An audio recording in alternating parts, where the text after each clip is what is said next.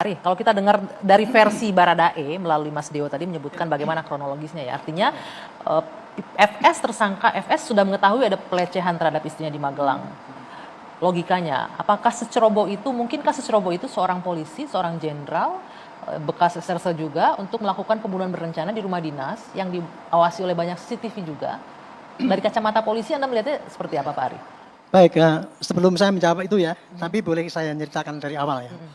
Dari pengamatan saya ya, kasus terjadinya meninggalnya Brigadir J itu di rumah dinasnya Pak Kadif Propam, itu sudah tamparan besar bagi polisi.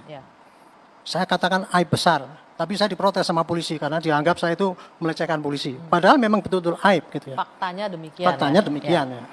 Dan kemudian sudah meninggal tanggal 8, tanggal 11 baru dilaporkan.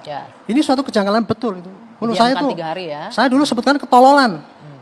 Saya dikritik sama para polisi, kenapa kok ngomong polisi tolol gitu. Padahal saya maksudnya gini, itu ya, rilis itu aneh itu, nggak masuk akal itu. Kalau masuk polisi, kelas 0 pun nggak masuk. Gitu. Karena apa? Ternyata rilis itu adalah rekayasa yang dibikin oleh Pak Sambo kan gitu kan. Ternyata kejadiannya kan bukan seperti yang dirilis itu. Tapi itu adalah rekayasa yang dikarang oleh Pak FS. Nah, itu tadi yang melibatkan katanya penasihat ahli yang bikin kronologisnya dia lah, yang memang dia yang bikin itu. Nah, itulah yang dibacakan oleh Karopenmas. Kan itu kan sangat bodoh menurut saya. Makanya saya umpat itu nggak benar tuh kayak gitu. Maksud saya itu adalah itu nggak benar itu apa? Dari dulu saya sudah mencurigai bahwa itu suatu rekayasa yang nggak masuk akal. Gitu. Nah, ternyata yang terjadi kan begitu kejadian ada meninggal itu, kan Pak Sambo panggil anggotanya, yang Paminal sama Probus. Saya sebut itu penyidik siluman. Kemudian hasil daripada penyidik siluman itu diumumkan tanggal 3, hari ketiga. Tanggal 11 ya. Nah kan nggak masuk akal itu. Nah ternyata ya polisi kan waktu itu kan nggak berani memberikan jawaban langsung pada masyarakat. Betul. Hanya Pak Kapolri waktu itu bikin tim sus. Itu bagus. Cuman tim sus habis bikin diem terus, nggak ada apa yang dikerjakan. Sampai liar akhirnya. Sampai kita sarankan itu Barada itu mesti dijadikan tersangka karena itu Barada itu kalau melihat konstruksinya ya bisa jadi tersangka tanggal 8 itu juga. Karena kan kasusnya kedapatan orang mati.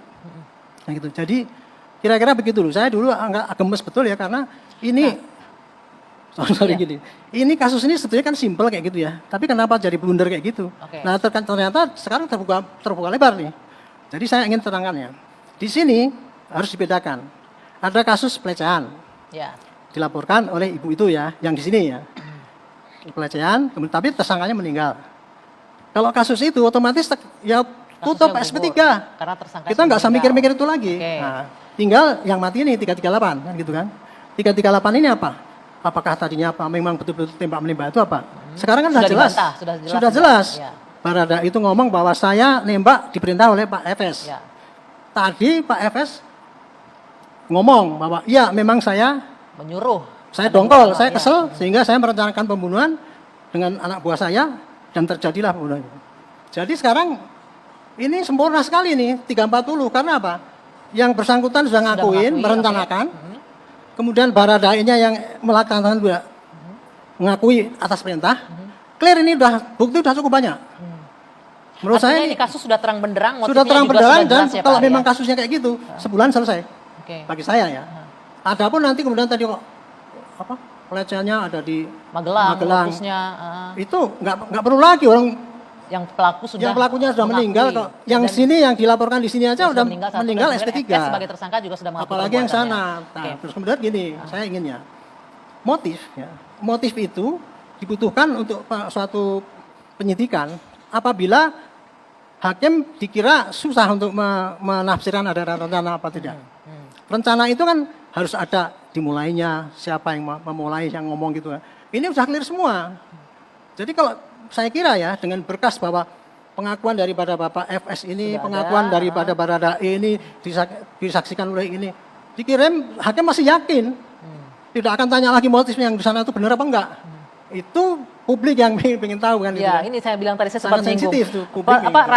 Rasa penasaran publik iya, yang karena ingin itu sangat seksi ya kan. gitu ya. Tapi itu motif itu nggak penting banget untuk pembuktian di sini. Karena si gitu. pelaku terduga sudah mengakui perbuatannya untuk. Nah, terus kemudian untuk yang 30 itu jelas sudah pasalnya, dia membantu merusak TKP dan sebagainya. Dia nggak ikut-ikut dalam pembunuhan ini. Gitu. Pertanyaan saya Pak Ari, tadi Anda sudah singgung di awal bahwa ini konyol ini apa yang dilakukan polisi di awal-awal gitu.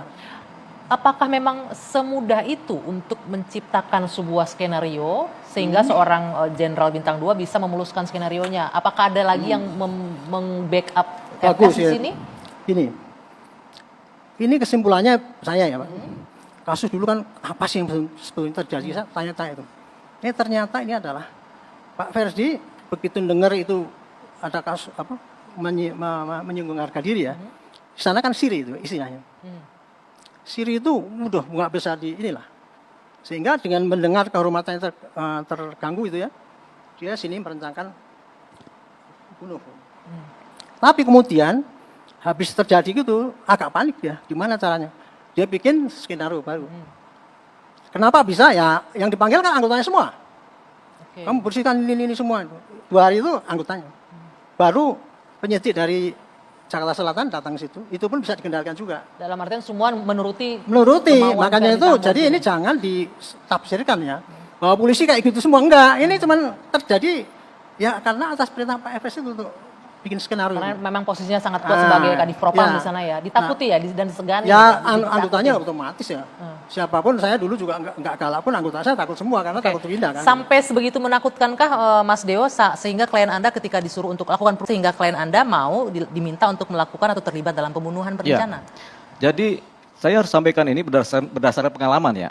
Dari tahun 99 2000 saya sebagai pengacara. Dan saya ini pengacara khusus pidana sebenarnya. Jadi setiap hari itu saya bersentuhan dengan kawan-kawan polisi. Ya. Dari Polres Selatan, Polsek, mungkin kalau tanya Polsek di Jakarta kenal saya. Di Polres kenal saya. Bahkan sampai atas pasti kenal, kebanyakan kenal saya. Yang bekerja di wilayah Jakarta, ya kan. Mungkin dulu kita pernah ini, kan sekarang jabatan ada yang pecu segala macam kan. Okay. Nah, balik lagi apakah di bawah intimidasi klien Anda? Nah, klien saya nih. Ya. Nah kan pertanyaannya belum nih masalah Kadif Propam ini kan? Iya kan, apakah memang semenakutkan itu nih seorang Kadif Propam bagi seorang anggotanya? Itu adalah polisinya polisi. Ya. Secara psikologis, semua polisi itu takut sama wilayah Propam. Kalau masyarakat umum dengar Propam ya biasa aja. Oh ini penyelamat karena masyarakat umum. Ini Propam, kita lapor aja ke Propam biar penyidiknya polisinya takut. Okay. Nah tapi kalau polisi dengar Propam aja udah takut banget. Persoalannya karena Barada si Richard ini adalah di bawah wilayahnya Kadif Propam, dia juga merasa lebih Propam juga sebenarnya. Dia ini kan Brimob, BKO ke Propam. Dia merasa juga Propam juga kan begitu kan. Jadi kebanggaan dia sama Brimob juga kebanggaan dia sebagai Propam. Artinya dia sebagai kelompok elit nih, si Richard ini kan. Nah, ketika dia merasa sebagai kelompok elit tentunya sama Kadif Propam dia dekat. Wah, saya orang terpilih. Saking dekatnya sampai disuruh untuk ikut pembunuhan berencana ya, harus ikut. Betul, betul. Tapi karena dia juga adalah anggota Brimob ini kan jiwa kursannya tinggi. Dan sebenarnya tugas Brimob adalah membunuh.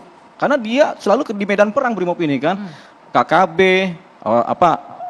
kerusuhan-kerusuhan kan dia yang pegang senjata. Kalau polisi kan tidak pegang senjata. Itu sangat dipahami. Tapi dalam konteks ini membunuh rekannya sendiri ya, sama polisi loh. Nah itu diminta oleh polisi juga untuk membunuh. Ini ada satu konteks situasional ya. Perintah membunuh begitu kencang. Woi, tembak, woi tembak. Gitu kan kata Pak Sambo begitu nih, kira-kira begitu nih. Dalam ceritanya dia ke saya yang non pro justisia adalah begitu, tembak. Dia kan bingung nih. Satu sisi juga dia bilang ke saya, kalau saya nggak nembak, pasti Pak Sambo juga pasti akan nembak si Yosua karena posisinya si Yosua dalam posisinya berlutut. Persoalannya kalau Pak Sambo kemudian sudah berlutut ketika si Richard ada ke sana, Yosua udah berlutut di depan Pak Sambo. Nah, ketika kemudian si Pak Sambo misalnya membunuh si Yosua duluan, kan kalau dia nggak melakukan perintahnya Pak Sambo, si Richard pasti kan jadi saksi. Kalau ada apa-apa, bisa jadi Richard dibunuh juga, jadi yang mati 2. Kalau yang mati satu si Yosua, yang mati satu si Richard misalnya, sebenarnya Pak Sambo lebih untung. Kalau dia tembak dua-duanya kan. Nah, untungnya apa? ketika misalnya ditembak dulu aja mati, Pak Sambo tinggal bilang, oh mereka saling baku tembak Iya, nih, karena berantem tembak-tembakan. masalah pacarnya, rebutan pacar kan. Oke. Pak Sambo tinggal bicara ke Polres Selatan, Polres Selatan, dedet. Sebenarnya itu lebih mudah bagi Pak Sambo menyelamatkan dirinya. Tapi Pak Sambo juga salah juga, kenapa nggak ditembak sih? Ini Richard ya kan? Ini kan pikiran matang seorang Serse. Iya, Saya iya, lama di oke. Serse, ilmu begitu Nah, ada nih. Mas Deo, pertanyaannya, jadi yang menembak Joshua pertama kali itu siapa di sini? Apakah Brigadir Richard? Ini kan begini, Barada Richard? sebenarnya logika sederhana. Tadi saya bilang saya lama di Serse, maksudnya saya lama bergaul sama orang Serse. Jangan Bukan Serse ya, ini pengacara, pengacara. Saya pengacara tetap, tapi saya lama bergaul dengan orang Ya. Serse. Karena saya 15 tahun membantu Polres Selatan sebagai pengacara merah putihnya mereka. Artinya kalau ada pembunuhan gak ada pengacaranya, saya tanda tangan. Oke. Waktu masa lalu ya.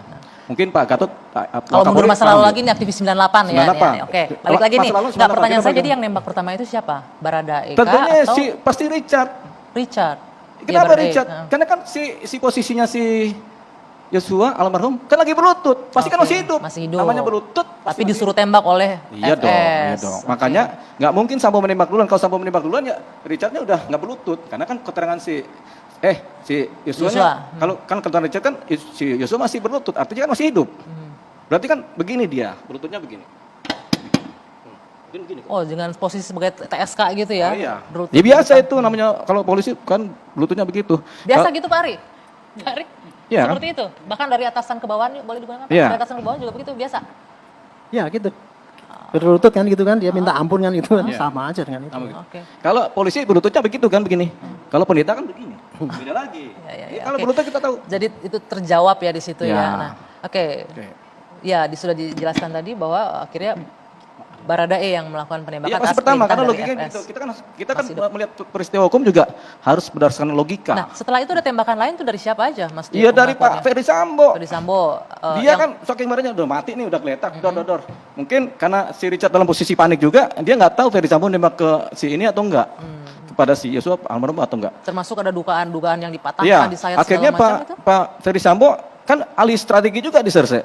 Gua aja bikin skenario alibi. Alibi apa? Gua tembakin aja dinding. Dor tuh dinding. Itulah kan. skenario pertama yang gagal yang beredar. Ya, itu akhirnya Oke. sekilannya bahasanya adalah Ya. baku tembak. Kalau bahasa Menadonya, baku tembak, baku pukul dia. Pukul pakai pistol gitu ya. Saya Ya. ke Bung Tobas ini, Mas Tobas.